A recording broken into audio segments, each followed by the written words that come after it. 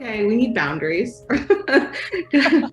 I don't want to be texted about work after 5 or on the weekends. So, and then it was like, oh, we haven't talked about anything outside of work in like a month. So then we had to like kind of reset like almost like our work boundaries and resetting like our personal like mother-daughter relationship. Right.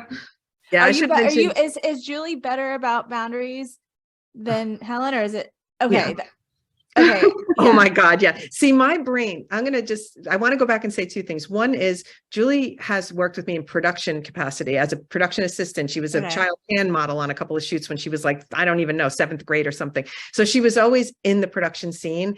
And so she then at one point when she moved to Chicago at first, didn't you do a production with you were a PA on another shoot? And she was like, I'll never be a PA on another shoot unless you're directing it. Like she couldn't believe the difference in the way I communicate to my crew and the way I run a set versus what she was experiencing. So that was kind of cool. The other thing that I will say that I lost track on, is the boundaries. So she's really good with boundaries because when she's in work, she's in hardcore work. And then when she's off, she goes into vacation mode or like time off mode. I am constantly thinking about work. And I think partly is because I love my work so much that through the years, I've had to be constantly on as a business owner, and also being a mom when you're working, you know this, Brittany, sometimes you can't work in that moment because you're doing something with the school thing. So then you have to make up for it in the evening. Yeah. So I didn't have any problem ever like, oh, I'm turning it off and I'm turning it on. I'm turning it off and turning it on. I've been doing that for so long. It became habit.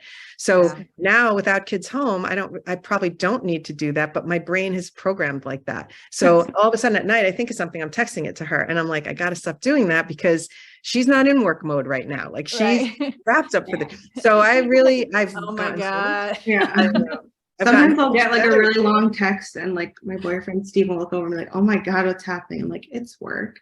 But I think another like big part of like the boundaries is like, I had a big like mental health awareness like situation a couple of years ago where I really realized like I have a lot of anxiety and like working after hours is really not good for that. And like, so I that was always working like similar to mom, like after hours, like I'll sit on the couch and work 9, 10 p.m. And then I kind of had this like realization, like, no, that's like making things worse in my brain. So I kind of set those boundaries up to like help myself because that just makes me a better like employee and like worker and creative person.